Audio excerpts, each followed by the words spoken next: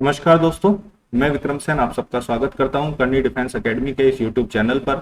जैसा कि आप लोग देख पा रहे हैं, ऊपर एक हेडिंग लगी हुई है, चलो फौजी बनते हैं करनी डिफेंस एकेडमी के साथ। यानी इसका मतलब ये हुआ दोस्तों कि आप लोगों का सेना में जाने का, डिफेंस में जाने का जो सपना है, हम लोग उसको पूरा करने के लिए आपके लिए सामने आए हैं।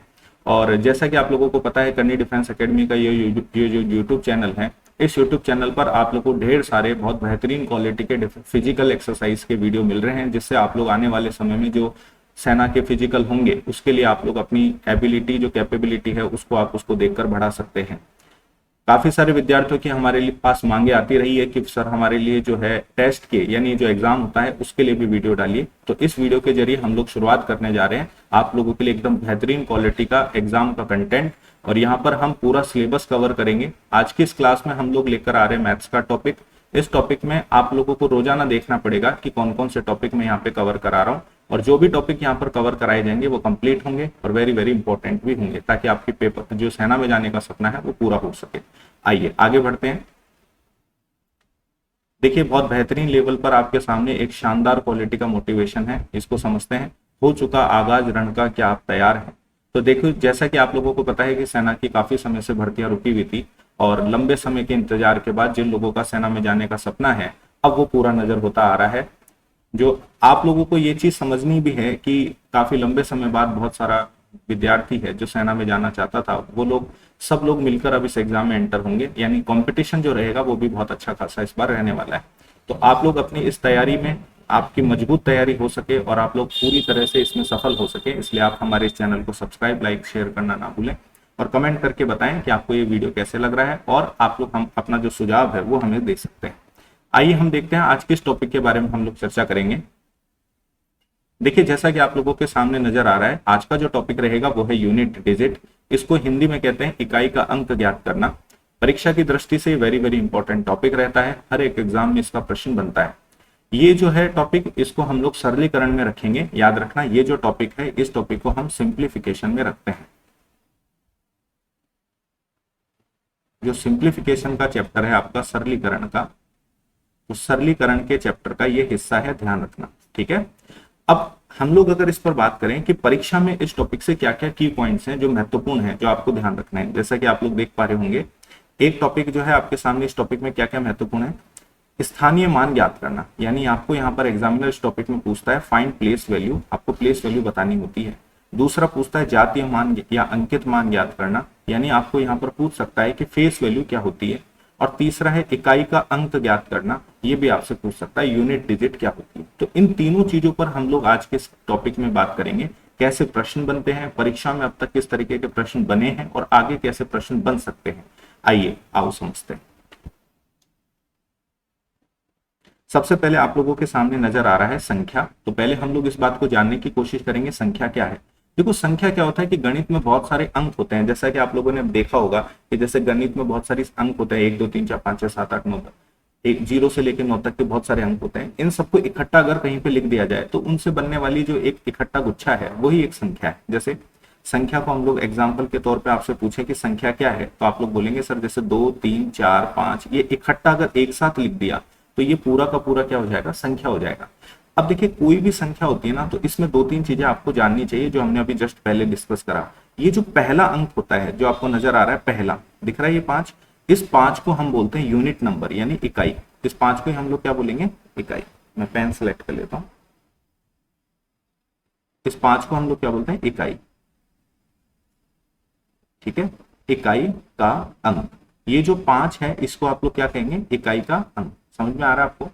इसके बाद जो ये 4 नजर आ रहा है, इसको हम लोग बोलते हैं दहाई का अंक। क्या बोलते हैं, दहाई। इसके बाद ये जो 3 नजर आ रहा है, इसको आप लोग जानते हैं क्या बोलते हैं, सैकड़ा। क्या बोलते हैं, सैकड़ा का अंक। और इसी तरीके से आपको यहाँ पर ये जो 2 है, इसको क्या बोलते हैं, हजार का अंक। इस तरीके से ये आगे चलते जाते हैं। समझ में आ रहा है आप लोगों को? पहला जो अंक होता है, जो आपको नजर आ रहा है पहला अंक, इसमें जो पहला अंक है ये 5 है, इसको हम लोग बोलते हैं यूनिट डिजिट। इसके बाद बोलते हैं टेंस, इसके बाद बोलते हैं 100, इसके बाद बोलते हैं 1000। समझ में आ रही है मेरी बात? यूनिट टेंस, यूनिट टेंस, 100, 1000, इस तरीके से इनको बोला जाता है। क्या आपको क्लियर है? देखो, पहली बात तो ये समझनी है कि आप लोगों से एग्जाम में ये भी पूछा जा सकता है, जैसे मान लो मैंने लिखा 2 3 4 5, अगर आपसे मैं पूछूं इनसे बनने वाली, चारों अंकों से बनने वाली ये अंक है चारों, है ना, ये चारों अंकों से बनने वाली सबसे बड़ी संख्या क्या है? सबसे बड़ी संख्या।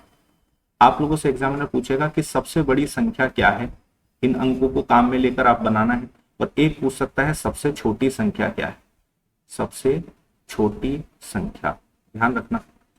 ठीक है, दो चीजें आपसे एग्जामिनर पूछ सकता है। क्या पूछ सकता है? इन अंकों को काम में लेकर आपको एक तो सबसे बड़ी संख्या बनानी है, मतलब मैक्सिमम नंबर बनाना है, और एक पूछता है आपको सबसे छोटी संख्या बनानी है, यानी मिनिमम नंबर बनाना है। बाइलिंगुअल रखेंगे हम इस टॉपिक को, ध्यान रखना।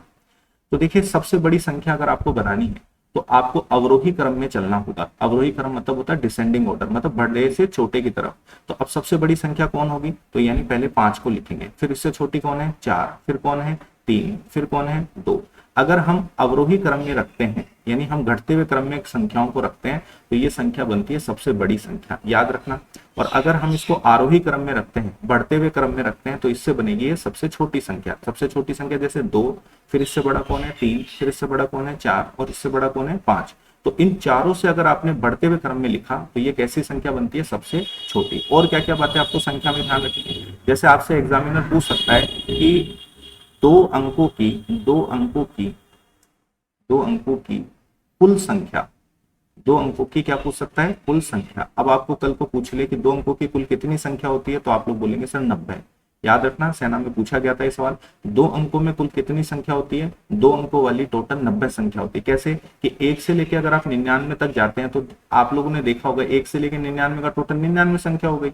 लेकिन 1 से लेके अगर 99 है तो लेकिन हमको तो आपको दो ही संख्या के बारे में जानकारी देनी है। तो आप 1 से लेके 9 तक तो बता ही नहीं सकते, क्योंकि 1 से 9 तो एक अंकों की संख्या होती है, होती नहीं होती? बताइए। तो आप लोगों ने कहा सर पहली 2 अंकों की संख्या 10 है और 10 से लेके हमको जाना है 99 तक, तो हमें कितनी संख्या मिलेगी? 2 अंकों की 90। याद रखना। इसी तरीके से 3 अंकों की संख्या पूछे तो फिर एक 0 बढ़ा लो, तो क्या बोलोगे? 900। इसी तरीके से 4 अंकों की पूछे तो क्या बोलोगे? फिर आप लोग बोलेंगे सर 9000। और अगर आप लोगों से बोले 5 अंकों की कितनी है, तो फिर आप लोग बोलोगे सर 90,000। क्या मेरी बात को समझ पा रहे हैं? याद कर लेंगे इस तरीके की बातें। तो इस बारे में हम लोग बात कर रहे थे कि ये संख्या होती है जो आपको ध्यान रखनी होती है। आगे बढ़ते हैं, देखते हैं आगे क्या है। हम लोगों को अब समझना होता है इस टॉपिक में स्थानीय मान। स्थानीय मान आप लोग जैसा कि जानते हैं, बचपन में देखा भी होगा जब आप छोटी क्लास में रहे। स्थानीय मान होता है किसी भी संख्या में स्थिति को बताना, यानी उस किसी भी डिजिट की कोई भी नंबर में क्या पोजीशन है वो आपको ढूंढ कर बतानी होती। तो देखिए, सबसे पहले मान लो मैंने एक संख्या लिखी 387। अब मैंने पूछा अब मेरे को बताना है 8 का स्थानीय मान। क्या बताना है? 8 का स्थानीय मान।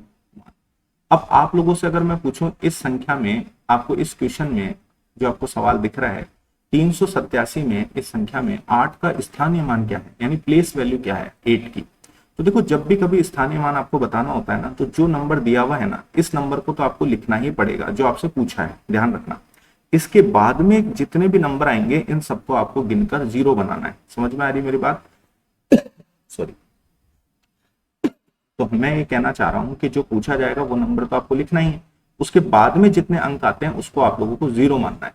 अब जैसे आप लोगों ने देखा होगा 8 जो पूछा ये तो हमको लिखना ही पड़ेगा। अब 8 क्या कि केवल एक ही डिजिट नजर आ रहा है, ये वाला, बोलो आ रहा है नहीं आ रहा? तो ये एक अंक है, तो इसको हम लोग क्या मानेंगे? 0। जितने भी अंक आएंगे वो सब 0 हो जाएंगे बाद वाले। तो यानी इस प्रश्न में हमारे पास 8 का स्थानीय मान 80 आया। जैसे एक एग्जाम्पल और आप मुझे बताइए कि जैसे मैंने आपसे पूछा 329056 में 0 का स्थानीय मान, 0 का स्थानीय मान।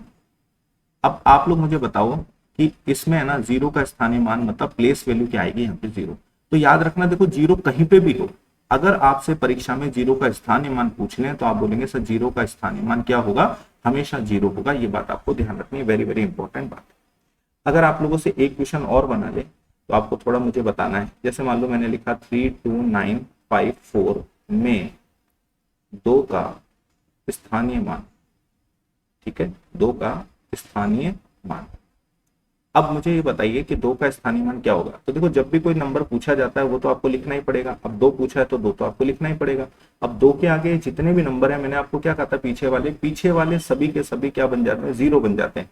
तो यानी 1 2 3 डिजिट आपके पास है, तो आपने 3 0 यहाँ पर लगा दी। जो पूछा है वो अंक लिखना है, उसके बाद आपको सारे गिनकर 0 बनाने। ये आपके प्रश्न का उत्तर आ जाएगा। समझ में आ रही है आपको मेरी बात?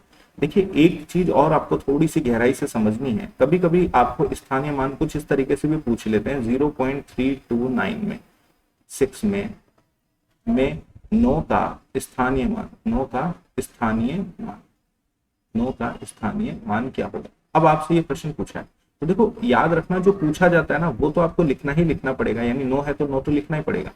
अब अगर दशमलव लगा हुआ है तो आपको क्या करना है, उल्टा चलना है, मतलब इससे पहले वालों को गिनना है कि कितने यहाँ पर अंक है। जैसे दशमलव नहीं था तो आपने यहाँ देखा, हमने पीछे वालों को आपने 0 माना, और अगर दशमलव लगा हुआ है तो हमको आगे वालों को 0 मानना है। अब जैसे जो पूछा है 9 पूछा है तो 9 तो लिखना ही पड़ेगा। अब 9 के आगे कितने अंक है तो आपको पॉइंट तक गिनने, खाली 1 और 2, 2 ही अंक है तो आपको दोनों को दोनों 0 बनाने हैं, और उसके आगे पॉइंट है तो आपको यहाँ पे पॉइंट लगाना है, 0 है तो 0 दिखाना पड़ेगा। ये इस प्रश्न का उत्तर। उम्मीद है आप लोग मेरी बात को समझ पा रहे हैं। स्थानीय मान निकालना आपको आगे से आ गया है। परीक्षा में अगर स्थानीय मान पूछा जाएगा तो मुझे उम्मीद है आप लोग सही कर पाएंगे। आगे देखते हैं क्या पूछा जाता है। इस टॉपिक में एक इंपॉर्टेंट बात हो रही है जो हमको समझनी है, ये होता है फेस वैल्यू। पहले तो ये समझना है फेस वैल्यू होती क्या है, यानी इसको दो तरह से हिंदी में बोला जाता है, जाति मान या अंकित मान। आपको समझना पड़ेगा। देखिए जैसे कोई प्रश्न बना हमारे सामने, एक क्वेश्चन है जैसे 3859 में 8 का अंकित मान बताइए। 8 का क्या पूछ लिया, अंकित मान, यानी आपको पूछा है फेस वैल्यू ऑफ 8, इसके आपको नंबर में बताना है। अब देखिए जैसा कि आप लोगों को नजर आ रहा होगा कि 8 का अंकित मान पूछे तो याद रखना किसी का भी फेस वैल्यू पूछे ना तो हमेशा वो खुद का खुद ही होता है ना। तो आपको हमेशा याद रखना है किसी भी संख्या का अंकित मान वो खुद का खुद ही होता है। तो आज के बाद आपको हमेशा याद रखना है। जैसे अगर मैं इस प्रश्न में पूछता कि 9 का अंकित मान क्या होगा तो आप लोग 9 ही बोलेंगे, 5 का अंकित मान पूछे क्या होगा 5 ही होगा, 8 का अंकित मान पूछे संख्या में 8 ही होगा, 3 का पूछे तो 3 ही होगा। यानी अंकित मान हमेशा किसी भी संख्या में वो खुद ही होता है, ये बात आपको अच्छे से ध्यान रखनी है। क्लियर है। जैसे मैं एक एग्जाम्पल और समझाता हूँ, एक एग्जाम्पल और ले लेते हैं। जैसे मैंने आपसे लिखा 329056 में 9 का अंकित मान क्या होगा। 9 का अंकित मान पूछे तो क्या बोलोगे आप बोलोगे सर 9 का अंकित मान 9 ही होगा। अगर मैं पूछूं 0 का अंकित मान क्या होगा, 0 का अंकित मान क्या होगा, तो 0 का फेस वैल्यू क्या होगा, तो आप लोग बोलेंगे 0 का तो हमेशा 0 ही होता है। तो देखो एक इंपॉर्टेंट बात क्या हुई कि 0 का अंकित मान भी और 0 का स्थानीय मान भी दोनों ही क्या होता है, 0 होता है। ये बात आपको ध्यान रखनी, यानी 0 जो है इसकी फेस वैल्यू और प्लेस वैल्यू दोनों ही हमेशा 0 होती है। ये बात आपको ध्यान रखनी। कल को परीक्षा में प्रश्न आ जाए ऐसी कौन सी संख्या है जिसका स्थानीय एवं जाति मान समान होगा, तो आप क्या बताएंगे 0। ठीक है, आगे बढ़ते हैं।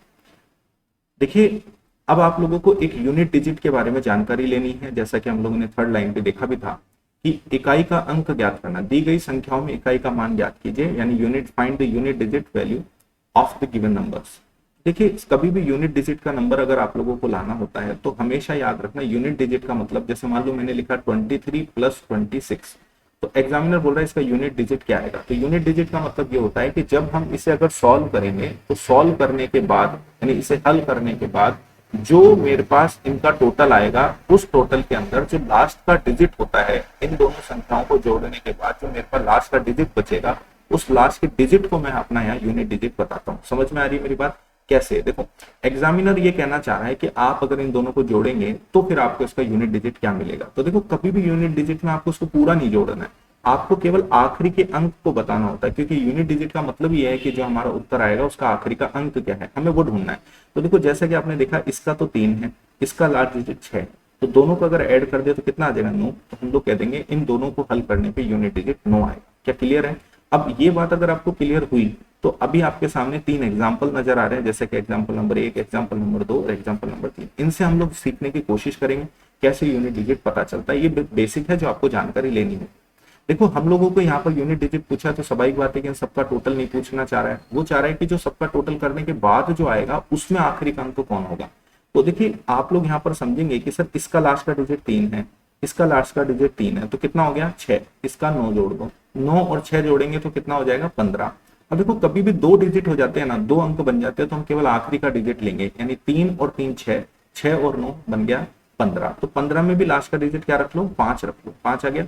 अब इस 5 में 1 को जोड़ना है तो कितना हो जाएगा 6 हो जाएगा। समझ में आ रहा है। इस 1 को जोड़ेंगे जब 6, अब 6 और फिर इसको 7 को जोड़ लो, सबसे लास्ट को जोड़ना है, 7 और 6 कितना हो जाएगा 13, 13 में अब 2 अंक हो गए तो फिर 3 ले लो, जैसे 2 अंक हो रहे हैं आखिरी का ले लो, जिससे आपको कैलकुलेशन आसान हो जाए। अब 3 आ गया, अब 3 में इस 5 को जोड़ना है क्योंकि लास्ट का अंक यही बचा हुआ है, तो 5 और 3 कितना हो गया 8। तो हमारे इस प्रश्न में यूनिट डिजिट कितना आएगा 8। ठीक है, आइए नेक्स्ट क्वेश्चन देखते हैं, इससे और क्लियर हो जाएगा।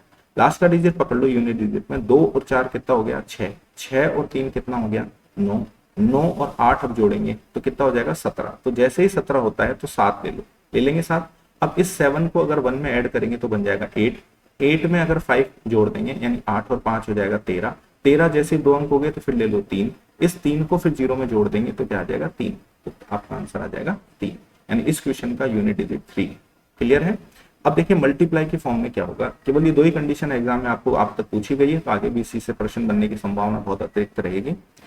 तो देखिए अब मल्टीप्लाई है तो जैसा आपने एडिशन था तो जोड़ते गए, केवल ये 2 ही कंडीशन आपको ध्यान रखनी है ना, और कुछ आपको गलत नहीं लगाना है कुछ भी। अब जैसे ये 6 है तो इस 6 को आपको क्या करना है 8 से मल्टीप्लाई करना है, तो अब क्योंकि मल्टीप्लाई का साइन बीच में है तो गुणा करना है, 8 इंटू 6 होता है 48, 48 में तुम 8 ले लो क्योंकि 2 डिजिट है, लास्ट का डिजिट पकड़ना है। अब इस 8 को फिर 1 से इंटू करेंगे तो 8 एकम 8 ही आ जाएगा, इस 8 को 5 से इंटू करेंगे तो 8 पंजे कितना होता है 40, लेकिन हमारा आंसर 40 नहीं है, हमें तो लास्ट का डिजिट पकड़ना है, और लास्ट का डिजिट कौन है 0, तो यानी इस क्वेश्चन में यूनिट डिजिट क्या आएगा, क्या है दोस्तों 0। क्लियर है, आपको समझ में आ रहा होगा। जो लोग इस चैनल पर नए हैं चैनल को सब्सक्राइब कर लें, लाइक शेयर करना ना भूलें, और अपना कमेंट जरूर आप मुझे बताएं ये आपको वीडियो कैसा लग रहा है। ठीक है, और आप लोगों को कुछ एक्स्ट्रा जानकारी है या फिर आप कुछ चाहते हैं और अगला टॉपिक किस टॉपिक पर हम जो है अगला वीडियो बनाएं वो भी आप मुझे बता सकते हैं। बाकी मैं पूरा कंप्लीट सिलेबस आपके लिए करा रहा हूं। ठीक है, आगे बढ़ते हैं। देखिए बहुत इंपॉर्टेंट बात अब यहाँ से शुरू हो रही है। अब तक हम लोगों ने यूनिट डिजिट संख्याओं के बारे में, इसके बारे में हमने बेसिक जानकारी ले ली। अब परीक्षा के अंदर कई बार क्या है कि जितने भी एग्जाम होते हैं डिफेंस के और अदर एग्जाम, तो इन लोगों में यूनिट डिजिट का अब आगे क्या क्वेश्चन बनता है वो ज्यादा इस तरीके से बनता है, इसको थोड़ा सा समझता है। लिखा हुआ है घात वाली संख्याओं में इकाई का अंक ज्ञात करना, यानी जो संख्याएं जिनकी घात लगी होती है, पावर लगी हुई होती है, हम उन चीजों का इकाई का अंक निकालेंगे, यानी find the unit digit in the powered number, यानी ऐसी संख्या जिसपे घात लगी हुई, जैसे नहीं लिखा होता 2 की पावर 30, तो अब इसमें इकाई का अंक क्या आएगा, इस तरीके से जो पावर लगी हुई आएंगी ना उनका इकाई का अंक कैसे निकालेंगे। जिसके पावर नहीं लगी हुई वो तो मैंने अभी आपको जस्ट पीछे दिखाई दिया है, जिसके पावर लगी हुई है वो हम लोग कैसे निकालेंगे। तो कभी भी आप लोगों को यहाँ पर ये चीज समझनी पड़ेगी कि जिसपे पावर लगी हुई है उसका कैसे आंसर निकाला जाए। तो इसके लिए आपको क्या करना होगा कि आपके सामने कुछ नियम दिखे हुए हैं, ये 2 नियम आपको बस याद कर लेना। अगर आपने ये 2 नियम ढंग से याद कर लिए तो आप किसी भी संख्या का किसी भी परीक्षा में यूनिट डिजिट आसानी से निकाल सकते हैं। तो देखिए रूल नंबर 1 है जिसमें आपके पास ये अंक है, इन नंबर्स को आपको याद रखना है। कौन कौन से नंबर है जो रूल नंबर 1 में आ रहे हैं, तो रूल नंबर 1 में हम लोग जिन नंबर्स को ले रहे हैं वो है 0 1 5 6, यानी 0 156 याद रख लेना, 0 156 0 1 5 6 ये रूल नंबर 1 में आएगा। और उसके बाद अगर हम लोग यहाँ देख रहे हैं रूल नंबर 2 में, तो वो लिखा हुआ है 2 3 4 7 8 9। कहने का मतलब यह है कि कोई भी संख्या को लिखने में हमें 0 1 2 3 4 5 6 7 8 9, हम किसी भी संख्या को लिखना चाहते हैं ना इस दुनिया की, तो हमें इन्हीं अंकों का यूज करना होता है। तो इकाई के अंकों का मतलब भी यही है कि किसी भी संख्या का लास्ट का अंक इन्हीं में से कोई एक होगा। तो इन नंबरों को 2 टुकड़ों में बांट दिया, देखो गहराई से देखना, 0 1 5 6 वो तो यहाँ लिख दिए रूल नंबर 1 में, और बचे हुए सब नंबर हैं वो रूल नंबर 2 में लिख दिए। तो तुम लोग क्या करना कि कभी भी ऐसा सवाल आता है तो आपको याद कैसे करना है कि 0 156 याद रख लो वो रूल नंबर 1 में है, और बचे हुए सभी के सभी अंक रूल नंबर 2 में है, बस ऐसे याद रखो। ठीक है, आगे बढ़ते हैं। अब देखिए दोनों रूलों को एक बार और समझते हैं कि रूल क्या है। ठीक है, तो देखो रूल नंबर 1 जैसा कि आपको नजर आ रहा है 0 1 5 6, इसका मतलब क्या है, देखो कभी भी किसी संख्या की पावर कुछ भी हो, किसी भी संख्या की पावर कुछ भी हो, लेकिन अगर उसमें यूनिट डिजिट इनमें से है, जैसे मान लो मैंने एक संख्या लिखी 25, लेकिन 25 में इकाई का अंक कौन है 5 है, तो वो रूल नंबर 1 में से नजर आ रहा है। अब इसकी पावर अगर कुछ भी हो, जैसे मान लो मैंने इसकी पावर 27 लिख दी और मैं पूछूंगा इसका यूनिट डिजिट क्या होगा, तो आप लोग बोलेंगे अगर इस संख्या की पावर यानी ये वाला जो अंक है यूनिट डिजिट है वो रूल नंबर अगर 1 में से है तो इसकी पावर अब चाहे कितनी भी हो जाए तो इसका आंसर ये खुद ही होते हैं, यानी 5 होंगे। तो याद रखना इनके जो यूनिट डिजिट होते हैं वो क्या होते हैं, खुद ही होते हैं, सेल्फ होते हैं, यानी स्वयं होते हैं। बात समझ में आ रही है, कितना इजी बात हो गई। यानी इनमें से अगर कोई संख्या किसी संख्या की लास्ट का अंक है और कितनी भी पावर हो जाए उसका यूनिट डिजिट ये खुद ही होता है। जैसे एग्जांपल के तौर पर मैं लिखूं 3 8 9 2 5 6 और इसकी पावर 3 8 9 2 5 6। अब कितना बड़ा सवाल नजर आ रहा है, 7 भी 8 भी लिख दिया, इतना बड़ा सवाल नजर आ रहा है। अब मैंने आपसे पूछ लिया कि इसमें यूनिट डिजिट क्या होगा, तो देखो पहले तो ये ध्यान रखना है पावर को नहीं देखना है, हमेशा अपन अपनी संख्या का अंक देखेंगे और वो अंक कौन है 6, दिख गया आपको। अब इसकी ये जो पावर होती है ना, ये पावर अभी कितनी भी बड़ी हो हमें उससे कोई मतलब नहीं है, हमने ये देखना है कि ये जो पहला अंक है वो किसका है। तो पहला अंक आ गया रूल नंबर 1 में से, दिख रहा है आपको, जैसा कि रूल नंबर 1 में आ रहा है पहला। तो यानी आप लोग कहेंगे कि सर ये पहला नंबर जो रूल नंबर 1 में है, अब इसकी पावर चाहे कितनी भी हो जाए तो याद रखना इसका यूनिट डिजिट क्या होगा, खुद ही होगा, यानी इसका आंसर आएगा 6 ही। क्या बात को समझ पा रहे हैं? यानी 0 हो, 1 हो, 5 हो, 6 हो, इन अंकों की पावर कितनी भी हो इसका यूनिट डिजिट खुद ही होगा, याद रखना है ये बात। ये रूल नंबर 1 में हम लोग पढ़ रहे हैं। अब देखते हैं कि सामने आपके नजर आ रहा है रूल नंबर 2। अब रूल नंबर 2 में वो बची हुई संख्या आ गई जो 0, 1, 5, 6 में नहीं थे। तो इन संख्या का रूल क्या होता है कि जो आपकी पावर होती है, क्या होती है, पावर। पावर मतलब होती है घात। पावर मतलब क्या होती है जवानों, घात। अब घात जो होती है ना, इस घात में आप लोगों को ये क्या करना होता है, 4 से भाग लगाना है। किससे भाग लगाना है, भाग देते हैं किससे, 4 से। किसका भाग लगाते हैं, 4 का। किस में भाग लगाते हैं, घात में। अगर आपको इनमें से कोई संख्या किसी का अंतिम अंक नजर आए तो आपको पावर में 4 का भाग लगाना है, ध्यान रखना है ये बात। जैसे मैं आपको उदाहरण के तौर पर समझाता हूँ, जैसे 3 इसकी पावर आ गई 3, 5। अब 33 की पावर 75 में आपको पूछ लेगा एग्जामिनर कि इसका यूनिट डिजिट बताओ, यानी इस संख्या में आपसे पूछ लेगा इकाई का अंक बताइए। अब देखिए, जब भी कभी इसमें इकाई का अंक लाना होता है तो आपको हमेशा पहले तो ये अंक को देखना है। ये हमेशा याद रखना, घात होती है, पावर होती है, उसको हम देखते ही नहीं है, हम हमेशा इस पहले अंक को देखते हैं। अब पहला अंक कितना है आपके सामने, 3 है। और ये जो पावर होती है ना, इसको एज इट इज उतार लेना है, ये आपको हमेशा ध्यान रखना है। उतार लिया आपने, जो भी लिखा होता है एज इट इज पावर उतार लो। अब ये देखना है कि ये 3 किस में आता है। तो आपने देखा 0, 156 तो रूल नंबर 1 में था, और ये जो 3 है वो किस में आ रहा है, रूल नंबर 2 में आ रहा है। ये जो 3 है वो किस में आ रहा है, रूल नंबर 2 में आ रहा है। अब रूल नंबर 2 में आ रहा है तो हमने क्या देखा कि अगर ये रूल नंबर 2 में है तो हम इसमें क्या करते हैं, 4 से भाग लगाते हैं। किसका भाग लगाते हैं, 4 का। और किस में लगाते हैं, पावर में। तो अब इसमें पावर कितनी आ गई, 35। अब 35 में आप लोग क्या करो कि 4 का भाग लगा दो, लगा दिए, या ऐसे लगा दो, आपको जैसा अच्छा लगे वैसे आप 4 से भाग लगा दो, लगा दिए। अब 4 का भाग इसमें अगर 35 में लगाओगे तो 4 8 बार जाएगा 32, बोलो गया नहीं गया। अब कितना बच गया, 3 बच गया। तो जो शेषफल बचता है आपके पास, मेरी बात को ध्यान से सुनना, भाग लगाने के बाद जो आपके पास शेषफल बचेगा, भाग लगाने के बाद जो आपके पास शेषफल बचेगा, वो शेषफल इस संख्या की हम पावर बनाएंगे। जैसे ये संख्या कितनी थी, 3, ये तो आपको ध्यान रखना है ढंग से। और इसकी जो पावर है ना, ये 35, इसको हटा दो, इस 35 को हटा दो, और उसकी जगह जो शेष आ गया ना, वो हमको यहाँ पर रख देना है। क्या बात को समझ पा रहे हैं, कितना इजी तरीका है। सबसे पहले आपको ये देखना है कि रूल नंबर 1 है या रूल नंबर 2 है। अगर रूल नंबर 2 है तो उसमें आपको 4 का भाग लगाना है। कैसे पहचानोगे रूल नंबर 2, ये जो आपके सामने बहुत सारे अंक दिख रहे हैं, इनमें से अगर कोई अंक यहाँ पे पहले नंबर पे लिखा हुआ है यहाँ, तो वो बताएगा आपको रूल नंबर 2। रूल नंबर 2 का नियम क्या है, जो आपके पास घात दी जाती है, पावर दी जाती है, इस पावर में आप लोगों को 4 का भाग लगाना है हमेशा। 4 का भाग क्यों लगाना है जवानों, 4 का भाग इसलिए लगाना है कि जो बचेगा वो हम जो शेषफल बचता है वो शेषफल को पावर बना लेते हैं, इससे ताकि घात जो है वो छोटी हो जाए। अब देखो, इतनी बड़ी घात इसको तो हल ही नहीं कर सकते 35 को, तो हमने 3 को हल कर लेंगे। क्यों, कैसे लाए 3, कि हमने इसमें 35 में 4 का भाग लगाया, 3 शेष बच गया। अब 3 की पावर 3 अगर आप लोग लिखते हैं तो कितना आता है प्यारे जवानों, 27 आता है। कितना आता है, 27। हमारा आंसर 27 नहीं है, मैं बार बार आपको ये कह रहा हूं, हमेशा हमको आखिरी के अंक से मतलब है, और इसका आखिरी का अंक कितना है, 7 है। यानी इस प्रश्न में यूनिट डिजिट 7 होगा। क्या क्लियर हुआ आपको। अब एक स्थिति अगर आपको समझ में आ गई है तो फिर हम लोग अब आगे बढ़ेंगे, तो ध्यान दीजिए। देखिए, दोनों अगर आप लोगों ने नियम समझ लिए हैं, उस पर आधारित अब आपके परीक्षा में जो प्रश्न आए हुए हैं वो प्रश्न मैं आपके सामने रख रहा हूं।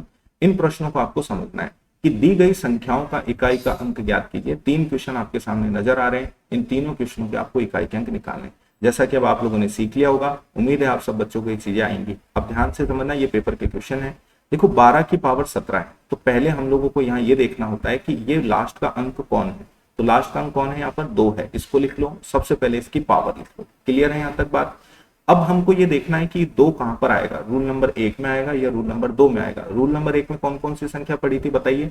रूल नंबर 1 में आप लोगों ने पढ़ा 0, 1, 5, 6, याद रख लेना। 0, 156 रूल नंबर 1 में है, लेकिन ये तो 2 है, तो इसका मतलब रूल नंबर 1 में ये नहीं है, तो ये किस में मिलेगा, फिर रूल नंबर 2 में।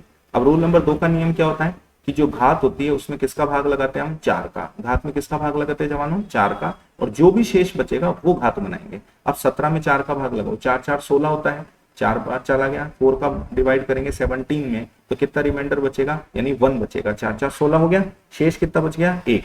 तो आप लोगों ने लिखा, जो शेष आएगा ना वो यहाँ लिखना है। अब 2 की पावर 1 होगा तो क्या लिखेंगे आप, 2 ही लिखेंगे। क्या बात को समझ पा रहे हैं। और याद रखना, अगर किसी भी संख्या की पावर 0 होती है, जैसे 2 की पावर 0 है तो उसका मान हमेशा 1 होगा। ये बात आपको ध्यान रखना है। किसी भी संख्या की घात अगर, याद रखना मैं क्या कहना चाह रहा हूं, किसी भी संख्या की घात अगर 0 है, चाहे x की घात 0 हो या y की घात 0 हो या कोई भी संख्या की घात 0 हो, उसका मान हमेशा 1 होता है, ध्यान रखना, ठीक है। अब इस पर आ जाइए, यानी इस क्वेश्चन में पहले वाले का आंसर क्या आ गया, 2, ये यूनिट डिजिट। अब यहाँ पर आ रहे हैं, ये देख रहे हैं पहला अंक कितना है, 5 है, तो मैंने लिख दिया 5 और उसकी पावर 125, ऐसे कैसे उतार लिया। अब मुझे आप लोग ये बताइए कि इस 5 की पावर 125 में आपको किसको देखना है, इस 5 को देखना है। अब 5 रूल नंबर 1 में है या रूल नंबर 2 में है, तो आप लोग बोलेंगे ये 5 सर रूल नंबर 2 में या 1 में है, 1 में है, शाबाश। तो रूल नंबर अगर 1 में है तो इसका मतलब क्या हुआ, रूल नंबर 1 में कौन कौन शामिल है, रूल नंबर 1 में शामिल है 0, 1, 5, 6, जैसा कि आप लोगों को मैंने बता दिया है 0, 156 रूल नंबर 1 में। अब ये 5 की पावर 125 है, अब ये रूल नंबर 1 में है, तो रूल नंबर 1 क्या सिखाया था मैंने आपको, अगर इन संख्याओं में कितनी भी घात आ जाए, इकाई का अंक ये खुद ही होते हैं। तो यानी अब 5 की कितनी भी पावर हो, चाहे 1 करोड़ ही क्यों ना हो, तो यानी इसका आंसर 5 ही होगा। क्या बात समझ में आ गई। अब आ जाओ लास्ट वाले में। अब देखिए इस क्वेश्चन में आपके क्या नजर आ रहा है, 8, तो आपने लिख लिया 8 और इसकी पावर लिख दी 46। क्या बात को समझ पा रहे हैं। तो देखिए प्यारे जवानों, इस 8 की पावर 46 में अगर मैं आप लोगों से ये पूछूं कि यहाँ पर आपको देखना है 8, तो ये किस में आएगा, रूल नंबर 1 या रूल नंबर 2 में, तो आप लोग बोलेंगे सर ये 8 जो है ये रूल नंबर किस में मिलेगा आपको, ये 8 मिलेगा रूल नंबर 2 में, क्योंकि रूल नंबर 1 में कौन था, रूल नंबर 1 में था 0, 156, जबकि 0, 156 हमारे पास रूल नंबर 1 में है। इसका मतलब ये रहा कि 8 तो रूल नंबर 2 में आएगा, क्योंकि 156 में तो ये है ही नहीं। तो रूल नंबर 2 क्या कहता है, इस पावर में किसका भाग लगाना पड़ेगा, इस पावर में आपको 4 का भाग लगाना पड़ेगा और जो शेष आएगा वो घात में नहीं। अब 46 है, अब 46 में अगर आप लोग 4 से भाग लगा भी देंगे तो 4 का भाग एक बार, फिर 16 में 6 बचेगा, बोलो बचेगा नहीं बचेगा, तो 6 में भी 4 का यानी 11 बार चला जाता है, 11 4 44, ठीक है। अब माइनस कर लो, कितना बच गया 2, ये जो 2 शेष बचा ना रिमाइंडर, ये 2 शेष को आपको पावर बनानी होती है, यानी 8 की पावर क्या लिख दोगे 2। अब 8 की पावर 2 क्या होता है प्यारे जवानों, 8 की पावर 2 होता है 16, 8 की पावर 2 कितना होता है 16।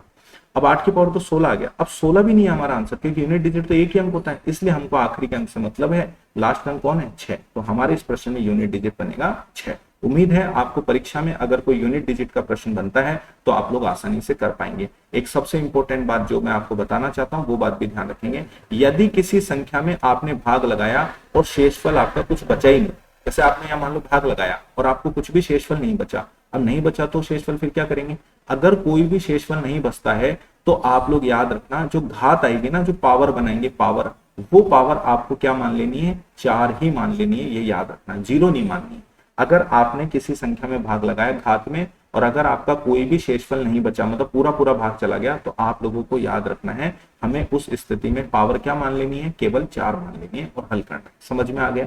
उम्मीद है ये जो पूरा टॉपिक है वो मैंने आपको समझाया होगा। और अंत में आप लोगों के सामने जैसा कि नजर आ रहा है कि जो व्यक्ति इस चैनल पर नए हैं, इस तरीके से आपको मैथ्स को पढ़ना है। मैंने कोशिश करी है कि आप लोगों को सेना के अंदर यानी डिफेंस एग्जाम में जिस प्रकार से प्रश्न बनते हैं वो भी इसमें यहाँ रखे हैं, और हर एक तरीके के जो प्रश्न बन सकते हैं वो भी मैंने यहाँ पर आपको समझाने की कोशिश करी है। पूरा कंसेप्ट आपको रखा है। जो व्यक्ति इस चैनल पर नए हैं, चैनल को लाइक शेयर सब्सक्राइब करना ना भूलें और कमेंट करके आप हमें बताएं कि ये वीडियो आपको कैसा लगा। Thank you.